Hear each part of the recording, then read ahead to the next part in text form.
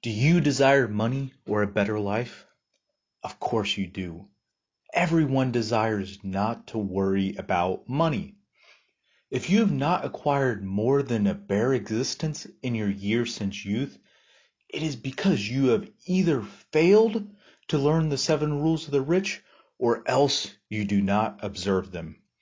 To seek wealth, time and study is required. So, we will be studying the 7 rules that govern the building of wealth. Rule number 1. Part of what you earn is yours to keep. You need to pay yourself first. You might be thinking, but hey, Adam, everything I earn is mine to keep. The truth is actually far from it. Do you not pay for clothes, food, entertainment, cars, housing? You cannot live in the world today without spending money. What do you have to show for your earnings from this past month? How about this past year? You pay everyone but yourself first, and you're typically left with nothing for yourself. Really, think about it and add up how much money you have paid yourself over the past month. How about the past year? What is that amount? You should keep a minimum of 10% of your earnings to pay yourself. In 10 years, how much money will you have saved up? That's right. In 10 years, you would have saved 1 year's worth of your income. If you fall into the median household income for the U.S., which in 2018 was $63,179. So after 10 years of saving 10%, you would have $63,179. But if you could save 20%, then you would have $126,358 saved. 30% saved would leave you with $189,537 in 10 years. This is just purely saving, not investing, and ignoring inflation. This is a very simple explanation, but look back over the last 10 years and do your own math on what you've made. Do you at least have the 10% of what you've made over the last 10 years? If not, ask yourself why. And keep that in mind while we continue through the rest of these 7 rules of the rich. You might also be thinking, how can I keep 10% of all I earn if my income is not enough for my necessary expenses? This leads us to rule number 2. Control your expenses. If you were in a room with everyone who's watching this video, each person might say they cannot keep 10% of all they earn because of their necessary expenses. However, each person earns a different amount. The unusual truth about humans is that what each of us calls necessary expenses will always grow to equal our income unless we fight to control our expenses. Do not confuse necessary expenses with desire. Every person has more desires than their earnings can ever gratify. No matter how much money you have, there will always be desires that cannot be satisfied. Study your habits and your expenses. You will find expenses that can wisely be reduced or eliminated. Write down everything your money is spent on this past month. Study your list of expenses and circle the necessary ones. These expenses must fit into your 90% of income. Cross everything else off your list and consider them part of the great many desires that must go unsatisfied and do not regret them. Now, use this list to create next month's budget. This is the first line of defense in becoming rich. As you saw in the last rule, if you increase your percent of savings, you greatly increase your cash. Decreasing your expenses is the quickest and easiest way to increase your percent of savings. Rule number 3, make your money work for you. Warren Buffett once said, if you don't find a way to make money while you sleep, you'll work till you die. His current net worth is $71.8 billion, billion with a B, and he is considered one of the most successful investors in the world. A person's wealth is not the amount of money they have in savings. Wealth is the income you build with the savings that will continue to deposit money back into your bank account. Wealth is like a tree. It grows from a tiny seed. The sooner you plant the tree, the sooner the tree will grow. The more faithful you are to fertilize and water the tree with consistent savings, the sooner you'll be able to sit underneath the shade of your tree of wealth. One way to have your money work for you is by using compounding interest, something so powerful that Albert Einstein referred to compound interest as the eighth wonder of the world. Compound interest is the addition of interest to the principal sum of a loan or deposit. In other words, it is interest on interest on interest. It is your money's children working for you as well as their kids and their great-grandkids and so forth. Let's look at a simple example.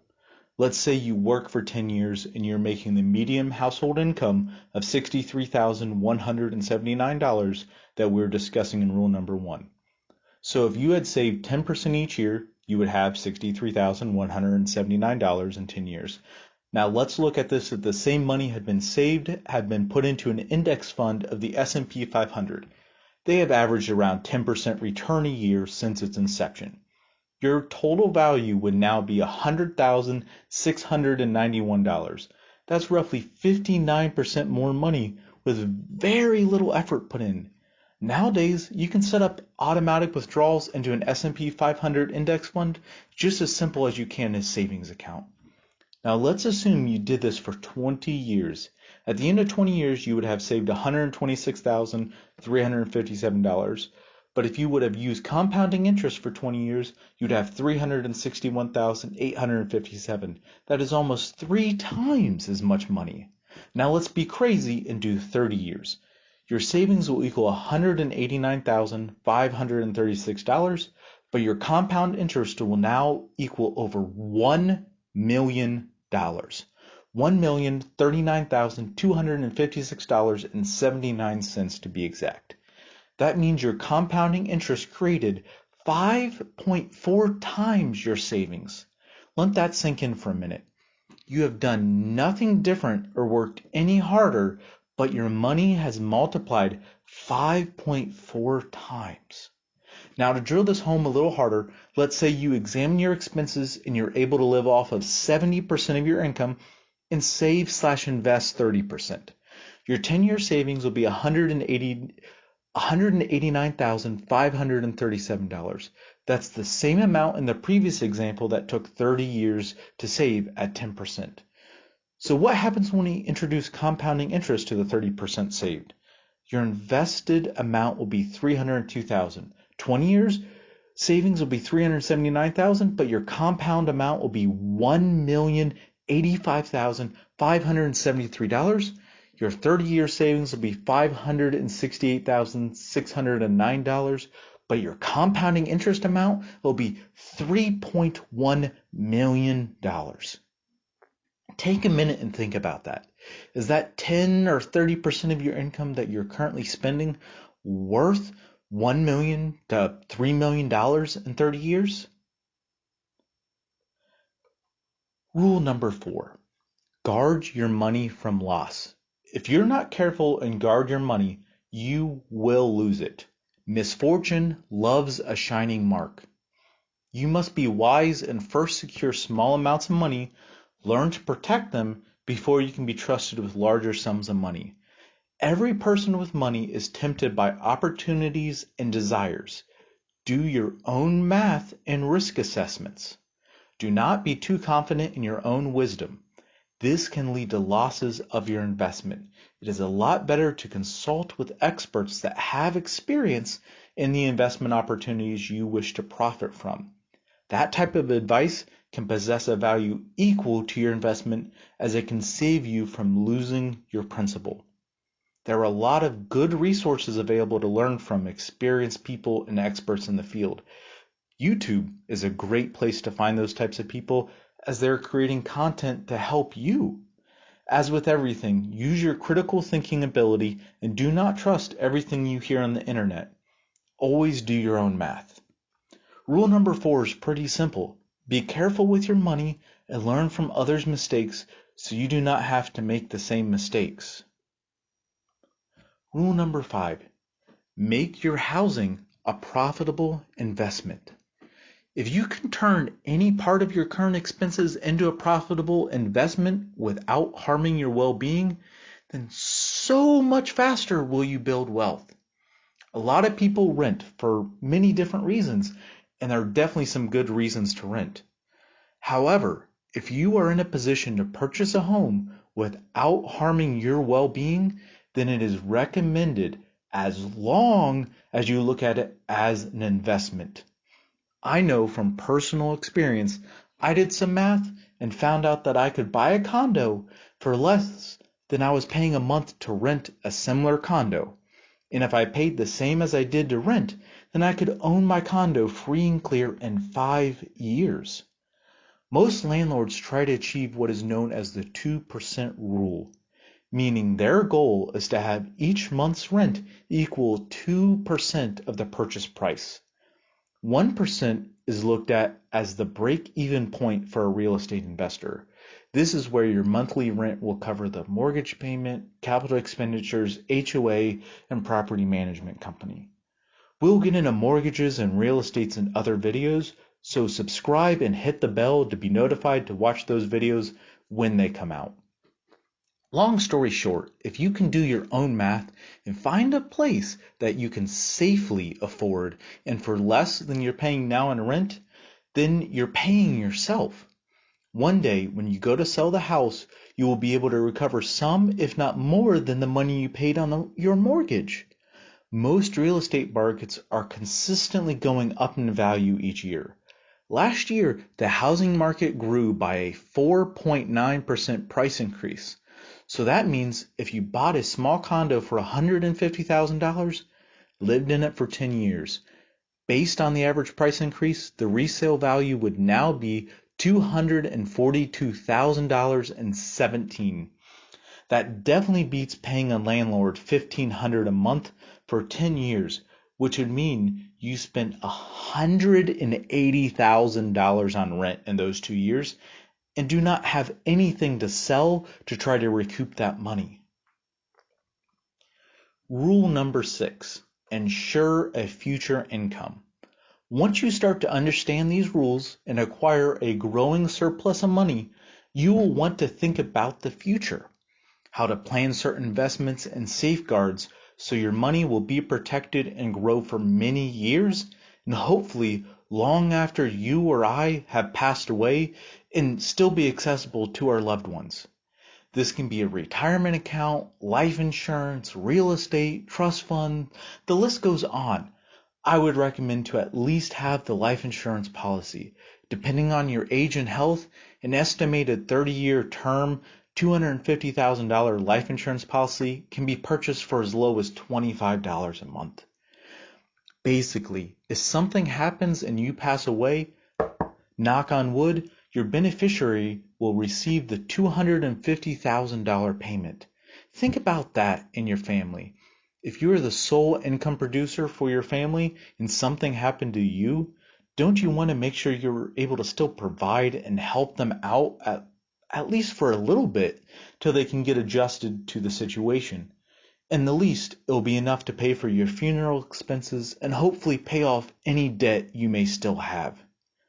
Basically, plan for your growing age and protection of your family. Rule number 7. Increase your ability to earn. The more you know and develop your skills, the more you can earn. I urge everyone to work hard to learn, grow, and progress forward and not stand still, or you'll be left behind. Write down your goals, dreams, and ideas. Break them up into a checklist of smaller goals that build up to your original goal.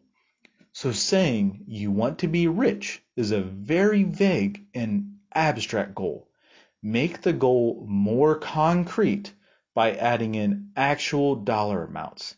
Then break that amount into how you're going to obtain that amount and the time frames required for each step. An example of this is on a 10-year time frame could be you're currently working and making the median US income of $63,179. Over the next 10 years, you're able to learn a few additional skills for your job that allow you to be promoted a few times over 10 years. And let's be conservative and say after 10 years your new income is now $90,000. Now, let's say you've been following the 7 rules of the rich. You've been paying yourself first out of your income and setting aside 10%. You will have $76,589, investing your total into the S&P 500 index fund, collecting on average 10% compounding a year. You'll now have $122,016. Now, let's make a few assumptions and say you did some research into real estate and learned about an FHA 203K loan that will allow you to get a mortgage on a house or multifamily up to 4 units with as little as 3.5% down. And they will even include the cost of renovations and up to 6 months of mortgage payments into the loan. You will need to live in the house for 2 years. But let's say you did this every 2.5 years, and you will be able to do this strategy 4 times in that 10-year time frame. Now, depending on where you live and how the numbers work out in your property, we will assume you did okay math on the first house and broke even. On the second house, you did a little better math and got a $50,000 profit. On the third house, you bought a 4-unit multifamily house and you're able to live in one of the units and rent out the other 3 units, and they completely pay your mortgage, taxes, and utilities. Now you're living here for the next 2 years without a house payment. Doesn't that sound great? At the end of those 2 years, you refinance your current multifamily into a conventional mortgage, and now you find another 4-unit multifamily and do a little better math, and you're able to live rent-free again. But this time, not only are you living rent-free, but you only need 2 of the 4 units to pay your mortgage, taxes, and utilities. So now you're living for free, collecting the neighbor's rent and rent from the multifamily unit you just moved out of. So you're possibly getting $3,000 a month and having no mortgage payment. So by year 10, you could be living for free and collecting $36,000 a year in rent on top of the $90,000 a year salary. However, if you were living rent-free / mortgage-free, you probably would have been putting more money into investments, and you would have followed rule number 2 and would have reduced your expenses. Let's make another assumption that your monthly expenses are $2,000 and you've been putting the rest aside for investments. So after taxes and miscellaneous, you might be putting $2,400 aside for investments. That will leave you with roughly $450,000 in investments and a couple houses and rent. So if you're able to live off of $2,000 per month and have $3,000 coming in per month from rent, and if you set your investment stocks up into dividend-paying stocks, paying 4% a year, that brings in $18,000 a year and constantly growing then each month. You could have $4,500 a month without doing anything. You are now financially free because of your hard work, diligence, and dedication to these rules. You now have the option to quit your job as your investments are paying your bills and putting extra money into your bank account each month. This is just an example of what you can do if you look at your goal, break it down into steps, do your math to see what you need to do to accomplish that goal. Just keep in mind, the more money you spend, the more money you will need. Learn, memorize, and follow these 7 simple rules to positively change your life forever. The first steps are always the hardest. Push through and it will become easier over time. Not to mention, you'll be able to hold your head up high knowing you're succeeding and building confidence in yourself. These 7 rules of the rich come from the book The Richest Man in Babylon. It was written in 1926 by George S. Clason. The book dispenses financial advice through a collection of parables set 4,000 years ago in ancient Babylon.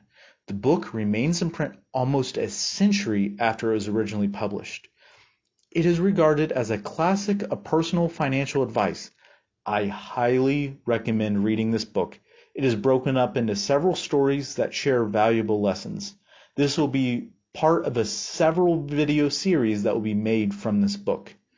I've included links in the description to calculators you can use to run your own scenarios with your actual dollar amounts. I challenge you to memorize these 7 rules, try out the calculators, and understand how they work so you can master these 7 rules. Please like and subscribe to continue your blissful life project. Have a blissful day and see you in the next video.